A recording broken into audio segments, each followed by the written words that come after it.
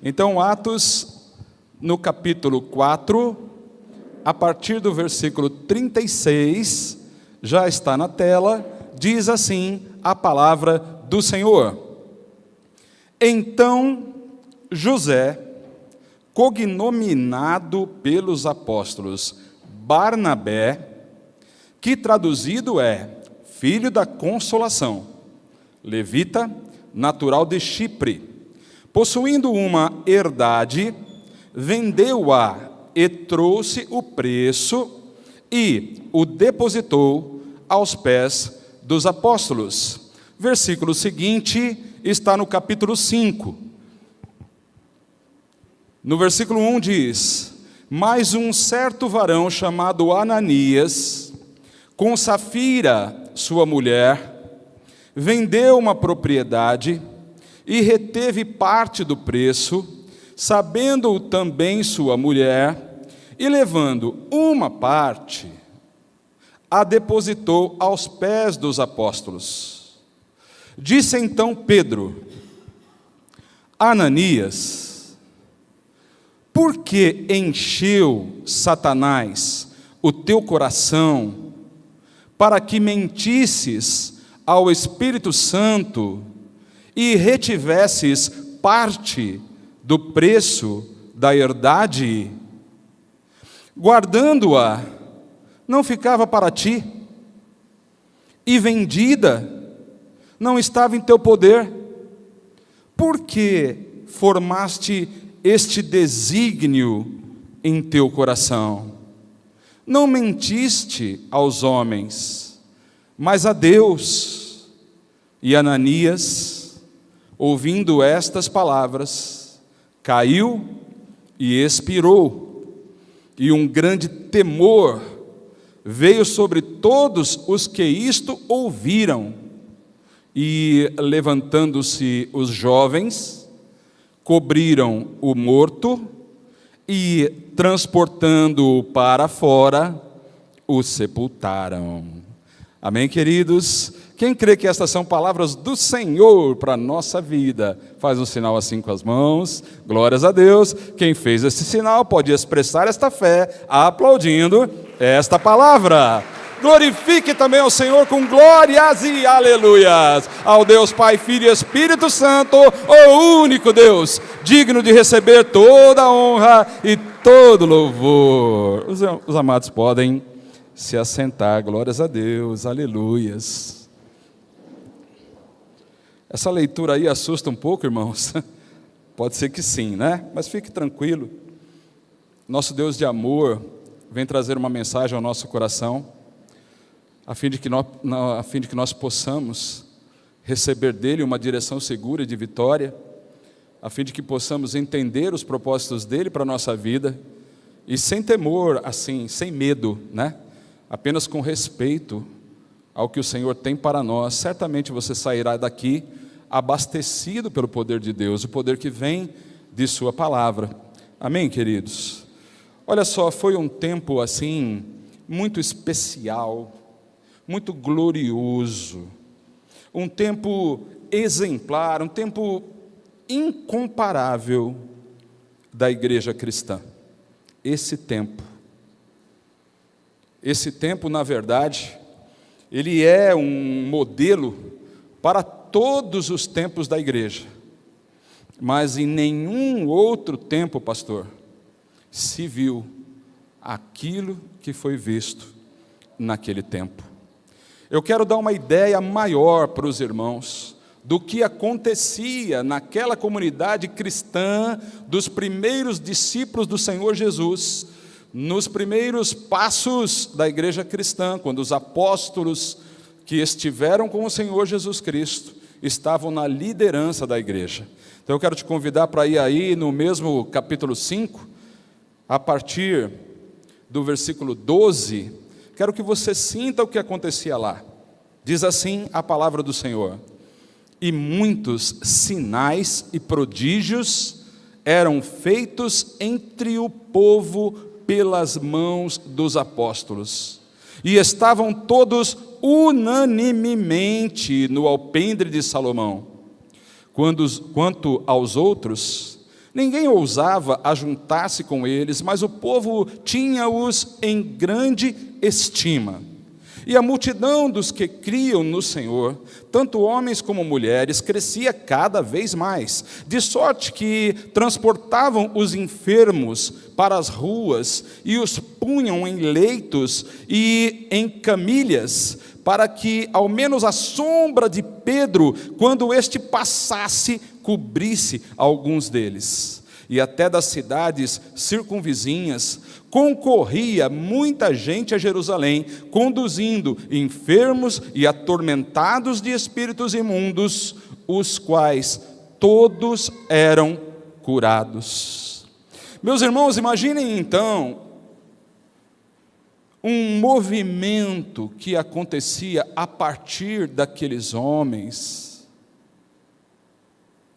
onde no movimento deles se via muitos milagres, milagres de curas e de libertação.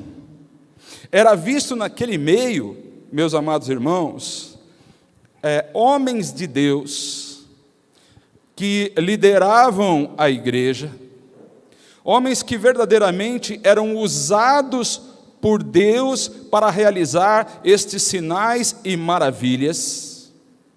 E além disso, estes mesmos homens eram estimados por todo o povo, assim diz a palavra. Não bastasse isso, era também um tempo onde a multidão dos que criam no Senhor aumentava cada vez mais.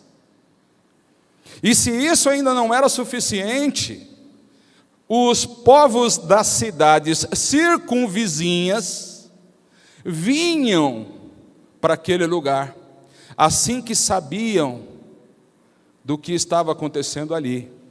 Traziam enfermos, traziam necessitados de todo tipo de coisa, e a fé era tão grande que esperavam que pelo menos a sombra do apóstolo Pedro passasse sobre o enfermo.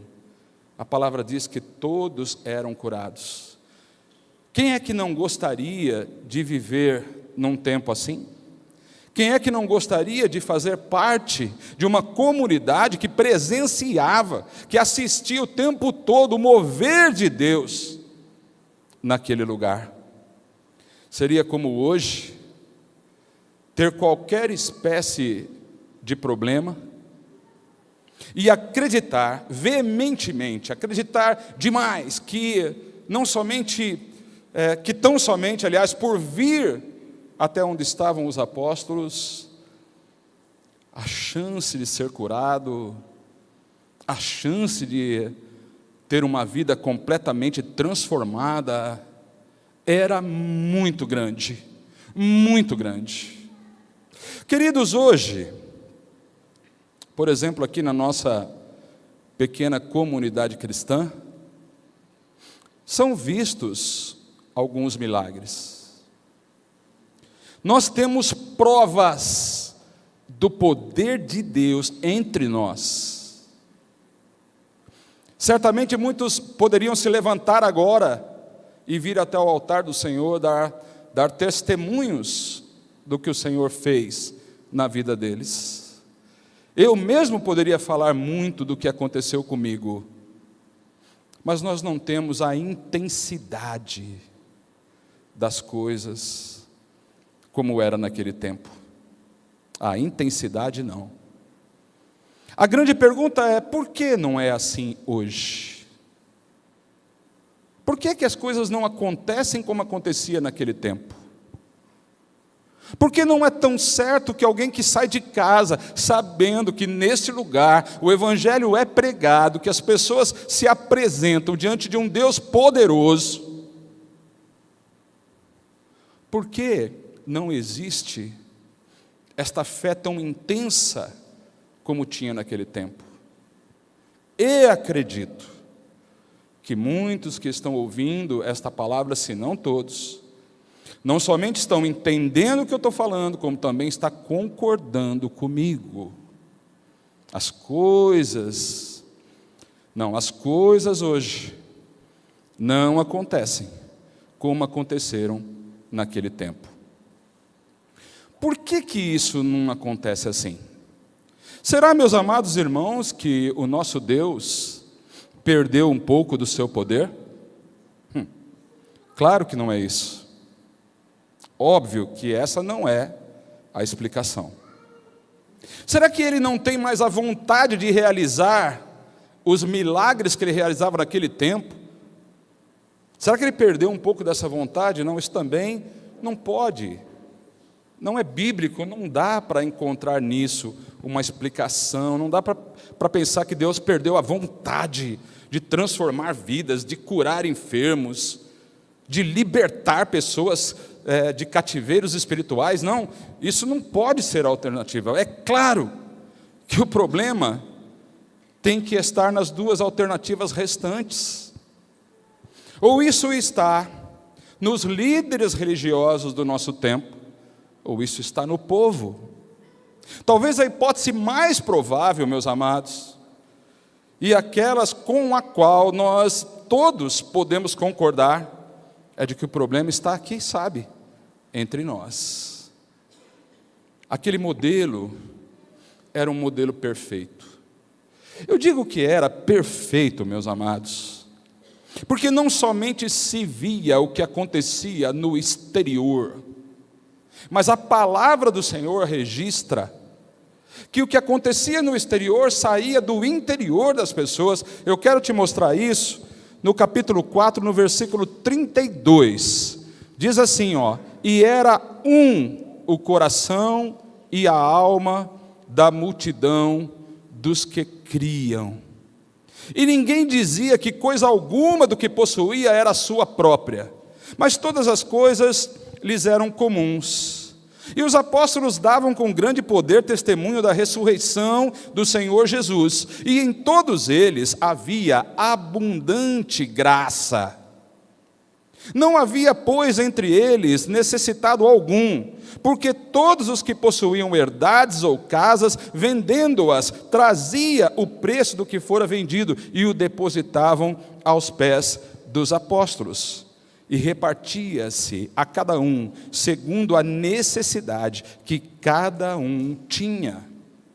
Queridos, isso nunca foi uma doutrina que traz para a igreja uma regra de vender propriedades e entregar aos pés dos apóstolos.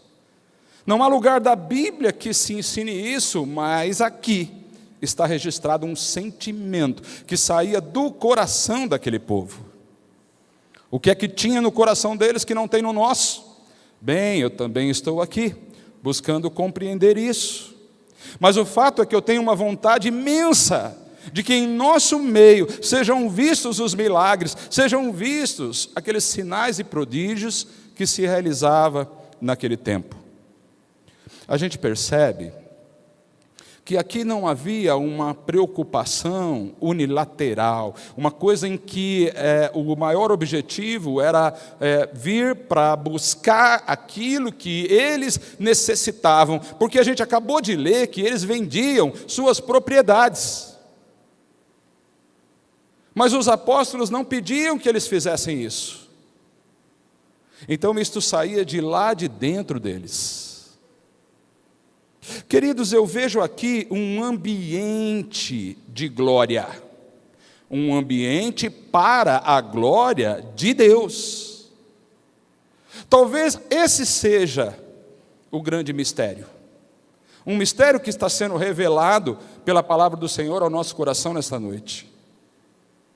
Eu creio que você possa concordar comigo, é necessário para ver estes sinais.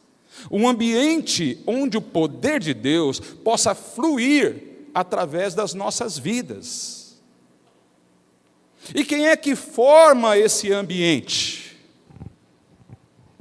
Quem forma esse ambiente? Quem é que pode contribuir para que um ambiente propício a se manifestar a glória de Deus seja formado entre nós. Como formar esse ambiente? Sabe, amados, a resposta está aqui na leitura que nós fizemos. Deixa eu tentar te passar isso da melhor maneira que eu puder, assim, levando em conta as inspirações do Espírito Santo que Ele me entregou. Ele dizia nas minhas meditações: são poucos os Barnabés, são muitos os Ananias. Nós precisamos diminuir a quantidade de Ananias, e nós precisamos ter mais Barnabés. Quando Barnabé, no meio daquele povo, observava o que Deus estava fazendo ali entre eles, o que nós lemos, coloca aí, minha amada, de novo, capítulo 4, versículo 36. O Zé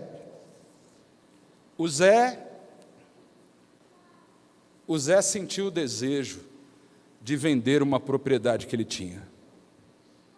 Ele sentiu isso. Ninguém coagiu. Não houve nenhuma pressão para que ele fizesse isso. Eu nem sei se ele só tinha essa ou se tinha outras. Nem sei, a palavra não registra se isso faria falta para ele. Pelo jeito não, ele vendeu. E este homem chamado Barnabé, que vendeu a sua propriedade, só isso, ele vendeu. E o outro versículo fala, entregou lá para os apóstolos. Pronto, acabou. Quando a gente avança um pouco mais na história de Barnabé, a gente vê, meus amados irmãos, o que é que Barnabé traz para a gente até os dias de hoje? O que é que nós podemos aprender através da vida desse homem de Deus? Deixa eu te explicar rapidamente, que como eu disse, o tempo hoje é curto, mas o apóstolo Paulo,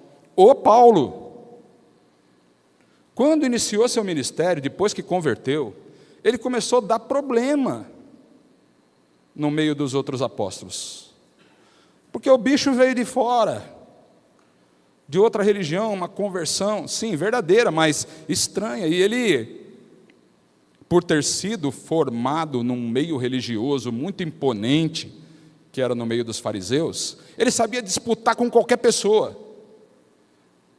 Paulo, depois convertido, não tinha medo de ninguém.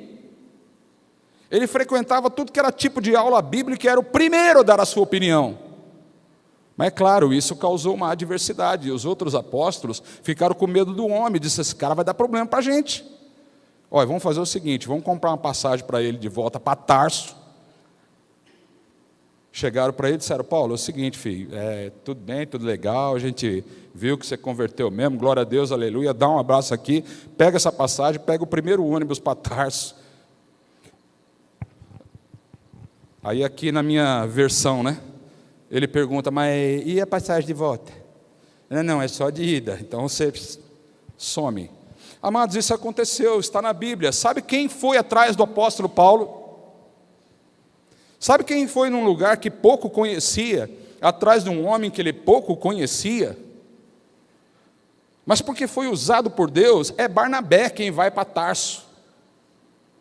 E caça, procura onde está o grande apóstolo Paulo. Abraça o apóstolo Paulo e diz assim, meu irmão, Deus tem plano na sua vida. Sabe aquele papo de crente, amados? Sabe aquela conversa de crente? Ô, irmão Paulo, Deus tem plano na sua vida, Deus tem propósito na sua vida. Vamos voltar para lá, vamos pegar no batente de novo. A tua conversão não foi à toa, não. Deus não te chamou só para você dar uma convertidinha, voltar para Tarso e ficar quietinho aqui nesse lugar, não. Quem falou isso para o grande apóstolo Paulo? O Zé.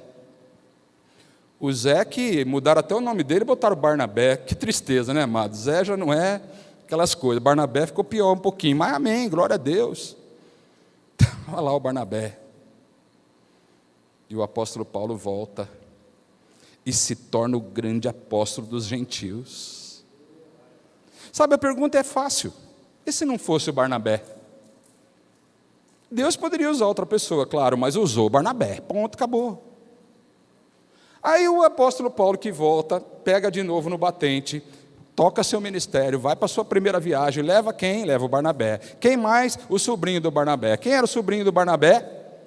O João Marcos, que é o Marcos que escreveu o segundo evangelho.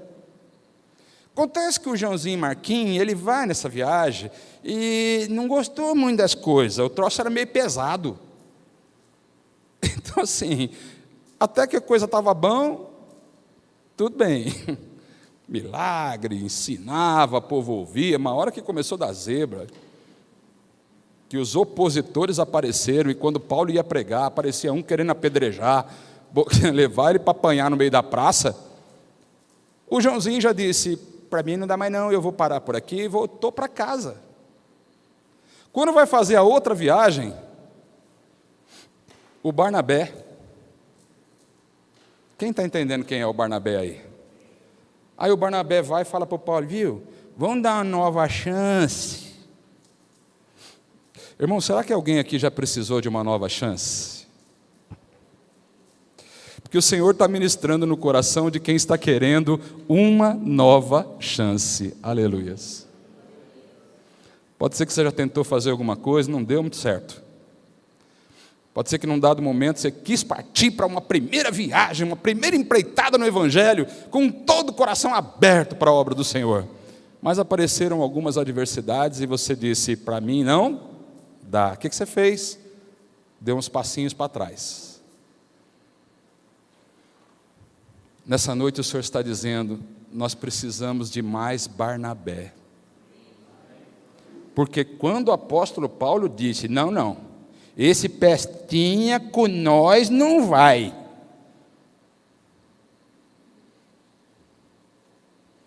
E aí? Barnabé entra em cena. Não, mas nós temos que dar mais uma chance para o menino, Paulo.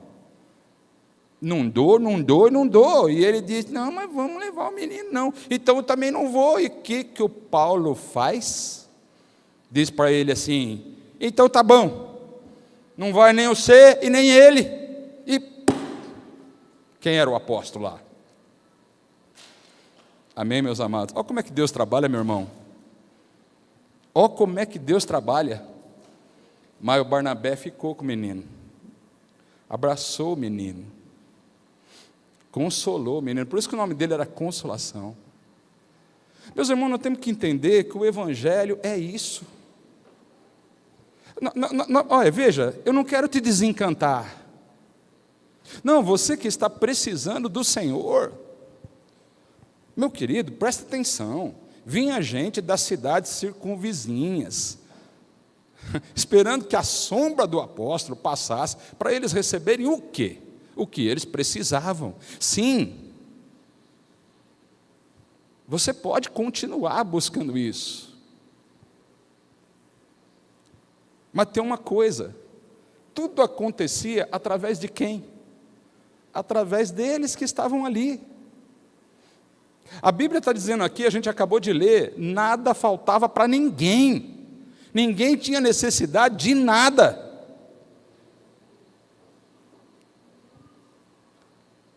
Agora, depois me aparece o Ananias. Aí o Ananias é o seguinte, começou a observar que Deus estava agindo, que as coisas estavam acontecendo, que aquilo era um lugar onde Deus operava maravilhas, que coisas que ele nunca tinha pensado, estava agora acontecendo ali naquele meio. Ele conhecia alguns enfermos que foram curados, ele conhecia gente de vida travada, gente que era verdadeiro instrumento de Satanás nesse mundo, por todos os maus caminhos que você pode imaginar aí, meu irmão. Esse povo era trazido e era liberto. E Ananias começa a conversar com a sua mulher em casa. Safa, o nome dela era Safira. Ele chamava ela de Safa. Safa, chega aí. Você viu?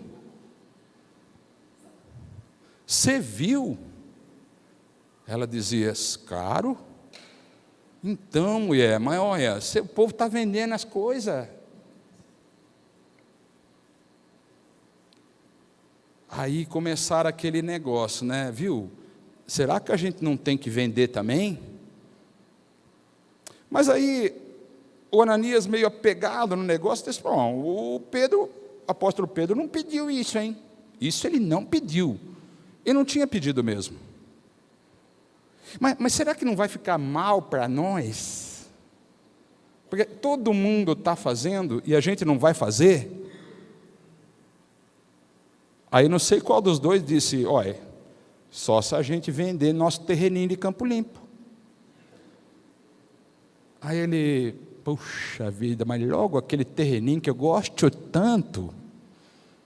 Gosto aí, o Ananias acho que era. O Ananias era do Nordeste, me perdoa, os irmãos do Nordeste, eu descobri isso agora. Eu gosto tanto daquele terreninho, vamos vender? Vamos. Quanto está valendo? E descobriram o valor lá, não é muito dinheiro para dar na igreja. Misericórdia, Ananias, pensa bem, quanto foi difícil conseguir isso. Então vamos fazer o seguinte, vamos pegar uma parte e vamos dar outra parte. Meus amados, fizeram isso. Quando chega lá no apóstolo Paulo, o Espírito Santo revela para ele que aquilo era mentira, porque eles falaram que o valor todo era aquele. E catapuf, o homem morreu ali, né, no meio de todo mundo. Você imagina vir dar uma oferta para morrer? Você imagina, nos nossos dias, o esforço que muitos líderes religiosos têm feito para que você traga a tua oferta na igreja. E me acontece um exemplo, por exemplo, um exemplo desse, a oferta e morre.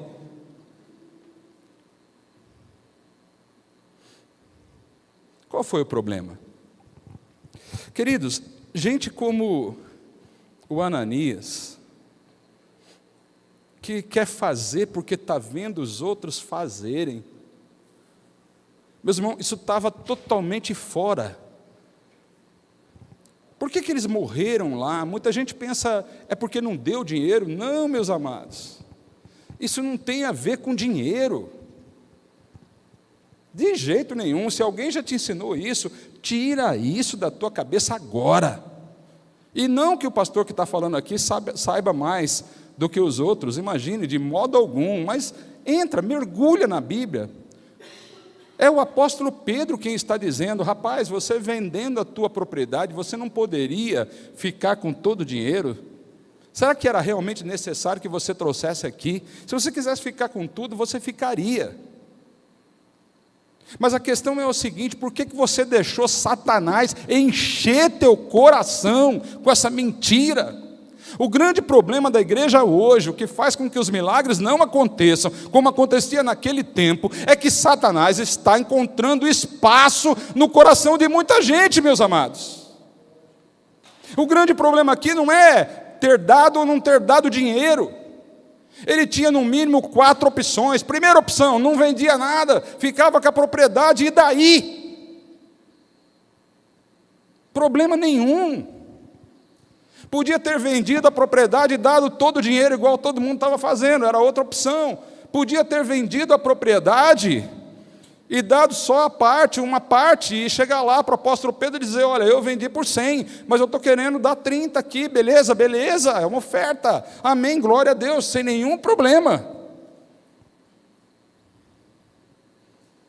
Podia ter vendido também e não dado nada. Amém, está tudo bem.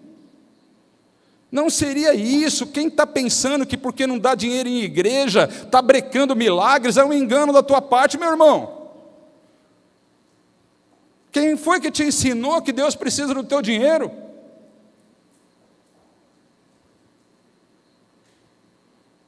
Mas não, ele escolhe a pior parte, ele escolhe a hipocrisia, ele escolhe a mentira, ele escolhe enganar. É por isso que, em nome do Senhor Jesus,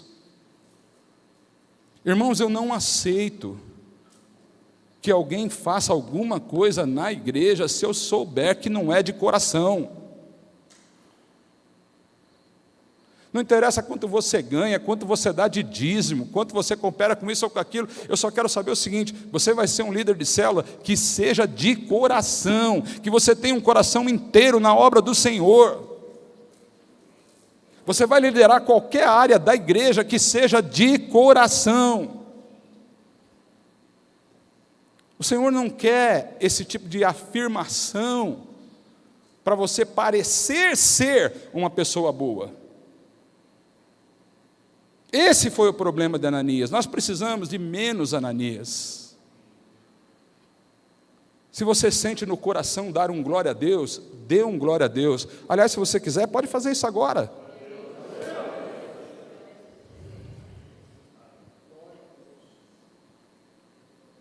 Se você sentir no coração frequentar uma aula bíblica, faça isso de coração. Não faça porque o pastor vai ver, que o pastor vai notar quem foi, quem não foi. Eu nem faço isso.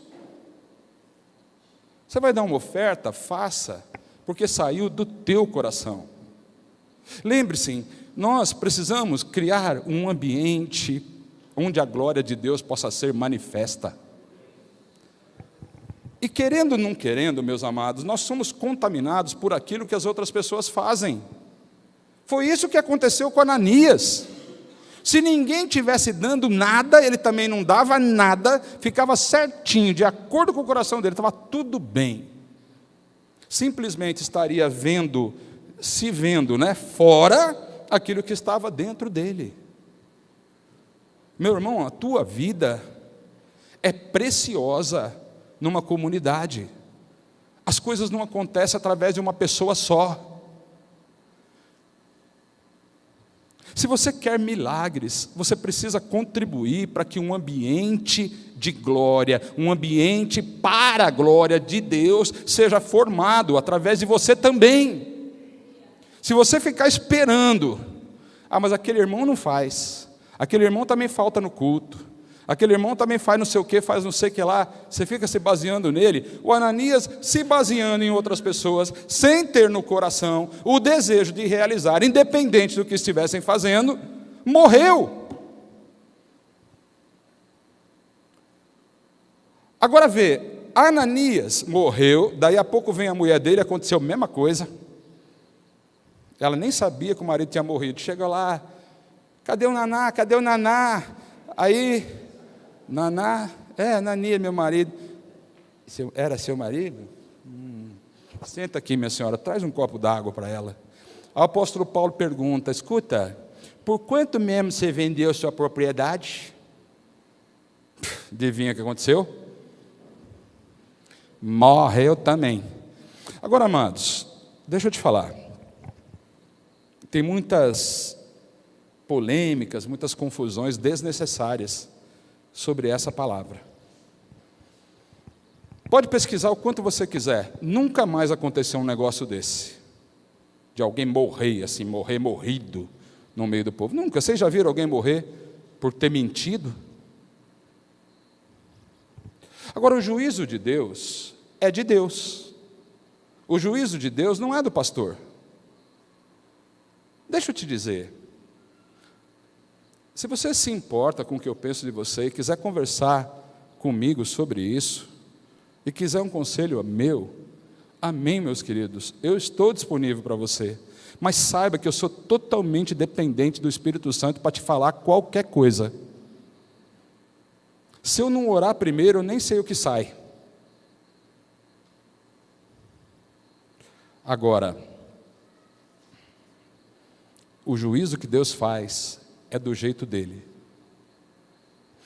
Eu fico pensando assim, o juízo de Deus, ele nem sempre é imediato. Deixa eu te mostrar uma outra história rapidinho aí. Eu quero terminar em 5 minutos, em nome de Jesus. Nunca está dando certo isso, mas eu vou tentar hoje. Atos, bota aí, minha amada. Aconteceu um outro acontecido desse mesmo tipo aí, mas não acabou do mesmo jeito. Olha, Atos capítulo 8, versículo 18, apareceu um xará do Pedro, olha como é que é a vida, né? Um Simão aqui, xará do Pedro, mas não é o Pedro, é outro, né? Esse cara, no versículo 18, diz que ele, vendo que pela imposição das mãos dos apóstolos era dado o Espírito Santo, lhes ofereceu dinheiro. É impressionante como tem gente que pensa que tudo se compra com dinheiro. Entenda, foi o dinheiro que matou o Ananias e a mulher dele.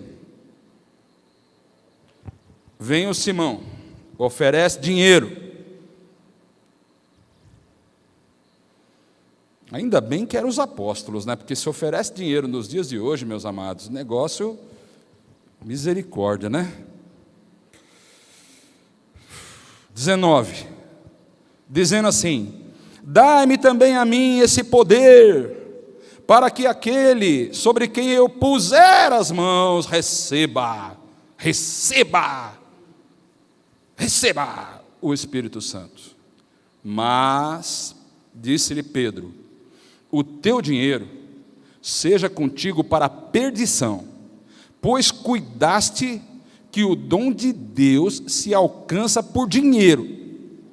Tu não tens parte nem sorte nesta palavra, porque o teu coração não é reto diante de Deus. Quem está entendendo que o importante é o coração reto aí? Faz um sinal a mim. Glória a Deus. Dá um glória a Deus aí, vamos ver. O importante é um coração reto, meu irmão. E Pedro está dizendo para ele: teu coração não é reto, filho. Não adianta. Teu coração não é reto, não vai dar certo. Mas ele diz assim mais. Depois que disse: você não tem parte nem sorte nesta palavra. Teu coração não é reto. Aí ele dá o caminho. Olha, amados, está faltando muitos Barnabés nos dias de hoje. E eu não sei como esta palavra vai falar no teu coração. Eu sei que você, como eu, precisa de milagres, precisa da proteção do Senhor. E sei também que você, como eu, também quer ser usado pelo Senhor. Duvido que você não queira ser como o apóstolo Pedro. Duvido que você não deseje que até a tua própria sombra possa ser capaz de curar alguém. Mas como é que a gente vai chegar nisso? Não está assim. Não está desse jeito. Não está desse jeito, amados. Poderia estar, porque o poder de Deus continua o mesmo. O problema certamente está em nós. O problema é que muitas vezes a gente está pensando igual Ananias, igual Simão. E Deus, conhecendo Ananias, acabou com o negócio na hora. Desceu o juízo de Deus sobre eles ali. Por quê? Porque eles não deram dinheiro? Não. Porque Deus não queria isso. Meu irmão, presta atenção. Presta atenção. O que tem que ficar claro dessa palavra é o seguinte: você acha que Deus queria uma pessoa? Estou falando uma porque era ele, né? Ele e a mulher, duas, né? Mas assim, não queria ninguém desse jeito. O que Deus não quer? Por que ele morreu naquela hora? Deus, conhecendo o coração dele, sabia que eles não iam se converter. Não iam se converter. Quem lembra do Saul aí, que até o fim foi com aquela maldita lança, e morreu sobre ela? Porque não converte. Não converte. O que tem no coração? Não sei. Aí o Simão aqui está recebendo essa palavra do apóstolo Paulo: arrepende-te, pois. Versículo 22, né? Arrepende-te, pois. Arrepende-te, pois, dessa tua iniquidade. E ao invés de você ficar querendo comprar poder de Deus por dinheiro, ora a Deus, converse com Deus, caminho é diferente desse que você está pensando. Ora a Deus, para que porventura te seja perdoado o pensamento do teu coração. Como é que a gente vai ter mais Barnabés e menos Ananias no nosso tempo? Quando a gente orar a Deus e se arrepender pelas vezes que nós pensamos igual o Ananias. Não na parte de dinheiro, amados, na parte da hipocrisia, na parte do faz de conta. Deus não tem matado gente no meio das igrejas nos nossos dias, graças a Deus, porque eu não saberia lidar com isso. Mas isso não significa que ele mudou o pensamento dele, que ele só não gostava de gente que mentia no tempo do Ananias e da Safira, e que agora ele está tudo bem. Não.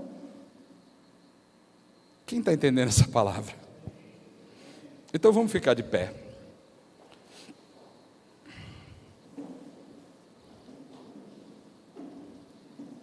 Quando nós criarmos um ambiente para a glória de Deus, nós veremos milagres sem igual.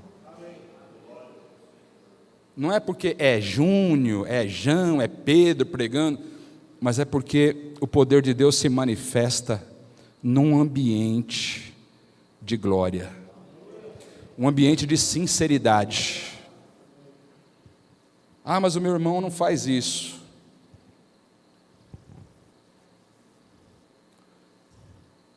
Fala com o irmão que está do seu lado, diz para ele assim, ó, isso aí é com você, viu? Fala, pode falar, irmão, pode olhar e falar, isso aí é com você, cara. Isso aí é com você, meu irmão. Agora, se você fez isso, você é doido, né? Eu peço, você faz. Agora você tem que voltar lá e dizer, brincadeira, irmão, é comigo. Se você falou, agora você tem que volta e diz, não, esse negócio aí é comigo. Deixa eu te dizer, meus amados, é comigo também. Amém? Tem que começar por mim.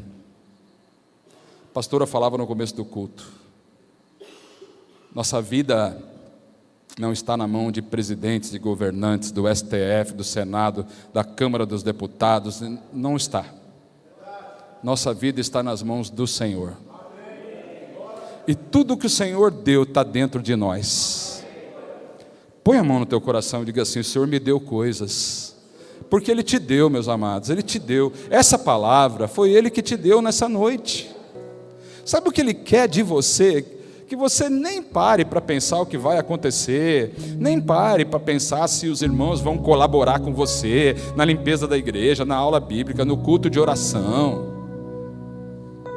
Irmão, se começar com você, é você quem está criando um ambiente para que o poder de Deus seja manifesto. E então, nós não seremos uma comunidade de necessitados, nós seremos uma comunidade de abençoados. Quem crê nisso? De abençoados e abençoadores. Porque aqueles que eram abençoados sentiam uma vontade de abençoar.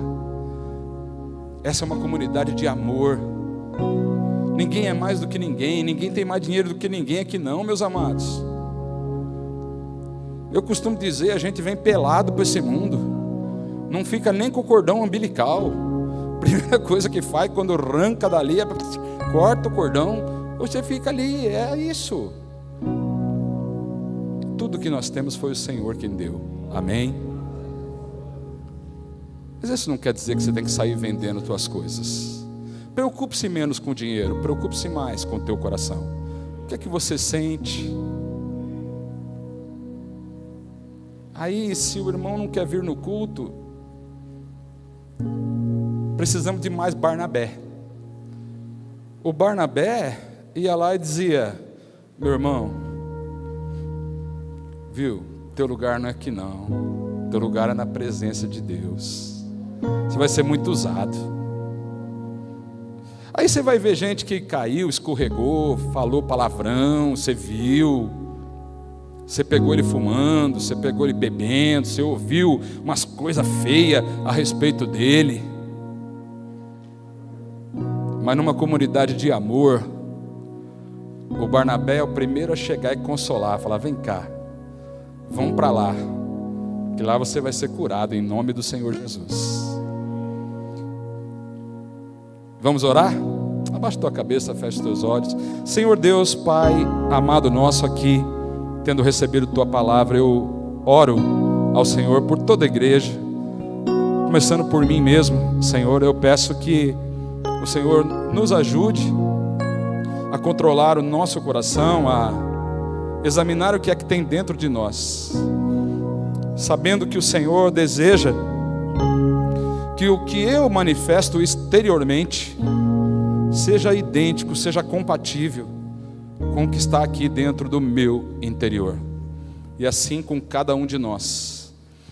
Essa palavra de hoje, Senhor, que nos ensina que o Senhor abomina a hipocrisia e que o Senhor deseja nos nossos dias realizar os mesmos milagres, Senhor, que aconteciam naquele tempo.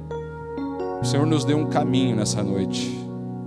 Hoje, Senhor amado, nós esquecemos um pouco das nossas necessidades para se lembrar um pouco mais das nossas bênçãos, daquilo que o Senhor já nos deu, que está conosco, que sentindo no nosso coração, nós possamos colocar para fora, Senhor, lembrando que esta é a Tua vontade. Meu Pai querido e amado, o que vimos naquele tempo, que não se viu em nenhum outro tempo, nós queremos, Senhor, nós somos ousados ao ponto de dizer que nós queremos nos aproximar. Talvez não seja tudo o que se viu lá, mas se queremos ir nessa direção, e queremos ter em nosso meio pessoas sendo curadas, libertas, vidas sendo transformadas. Pai, nessa noite nós declaramos a nossa responsabilidade, porque sabemos que o Teu poder continua o mesmo e a Tua vontade também, mas que em nós há a necessidade de um tratamento de coração, que permita, Deus querido, criar um ambiente para o Teu poder, que o Seu poder seja manifesto em nosso meio, começando por cada um de nós. Ah, Senhor amado, nós podemos lembrar das palavras do Senhor Jesus, meu Deus querido, que quando lhe perguntaram quando foi que nós te demos o que comer quando tinha fome, ou de beber quando tinha sede, ou te visitamos quando estava preso, e nas respostas do Senhor Jesus, fica claro que se queremos fazer para o Senhor, nós devemos fazer para um dos pequeninos do Senhor. Este é o propósito que o Senhor revela ao nosso coração nesta noite, e que eu te peço que o poder desta palavra prospere em cada um que ouve, em nome do Senhor Jesus. Em nome do Senhor Jesus, toda a igreja amém. Quem creu, recebeu, pode aplaudir esta palavra. Aleluia.